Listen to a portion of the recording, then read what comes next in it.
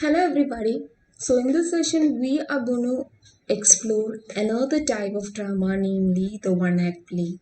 So the one act play is again one type a form of drama that emerged in later phase of time. Even though it emerged in the later phase of time, we can find that while tracing back its origin, it is one among the earliest play that ever originated. So, looking back at the origin of this form of drama, we find that when we look back in the history of English literature down the lane, we find during the early phases of development of drama, during it came out of the religious instincts of man. And when it came out of the religious instincts of man, the major aim of this form of drama was merely to bring out the moral or the essence of Bible to the people, common people, so that they can spread Christianity well. Now this type of a drama was very brief, and it was called Mystery or Miracle Plays. While this was brief at first place, and to make it a wider form, they added several number of plays together and formed it a cycle and started presenting it all over England in large crowds so that all the people could have an essence of it. Now these were so brief that each cycle used to have up to 30 to 40 plays altogether. So they were short scenes were considered as a play. Now these plays were usually if you look at from today's point of view, then we can call it a one act play. So the origin of one act play dates back to the mystery and miracle plays, when the type of drama or when drama originated into English history. Now even if you look at the later 15th century, the interludes were also very brief, and they can be taken into account of a one act play.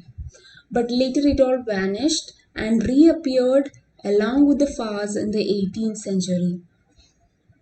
At the later period of time, a standard program at London Theatre usually used to precede, the theatre performance would usually proceed with a one act piece or a one act play. It was not called one act play, rather it was called the one act piece, or it was also called the curtain raiser.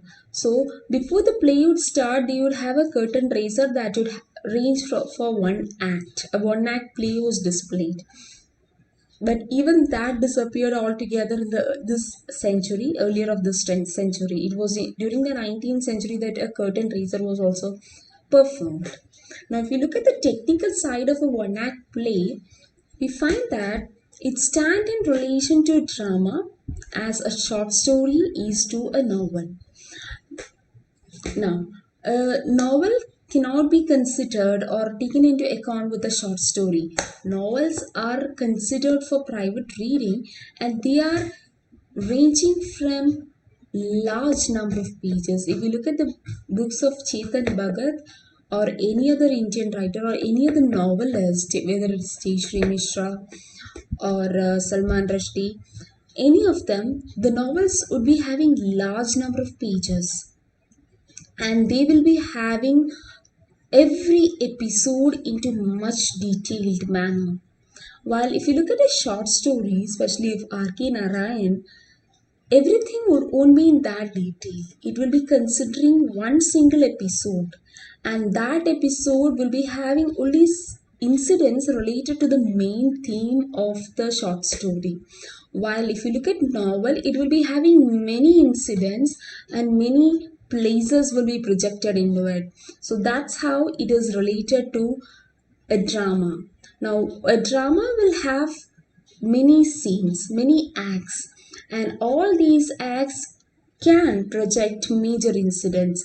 Now, if it has 5 acts, it will be projecting 5 major incidents, and all the scenes will be related to that particular major incident. If a third act of a drama has four scenes, then all those 4 scenes will be related to the third act, theme of the third act. So, if you take up a one act play, it can have only one major incident, and maybe it can have number of scenes, and all those scenes will be related to that one theme that the one act play is having. So if you look at it, it is not a full length play in miniature.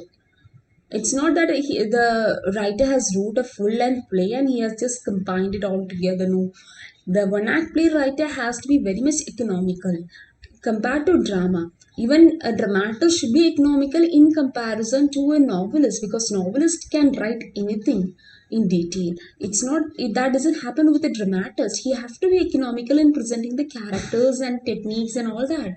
While for writing a one act play, he'll have to be even more economical than writing a drama. So, just as a short story is not an abbreviated form of a novel, even one act play is not an abbreviated form of a drama. They are two different entities altogether with their own laws to form it. So, it's very brief and very compact, and it imposes several restrictions on a playwright. Only a very good writer can write it, even. It's not that anybody can write it, because they will have to be very much economical in writing or choosing characters and choosing incidents and all that.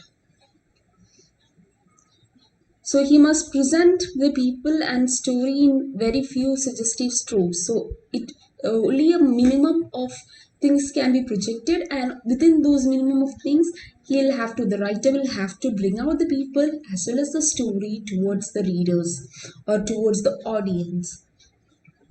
So it is a single main episode, but it can have scenes. It is either a pure comedy or a pure tragedy. It cannot be a mixing of both, since we have only one act.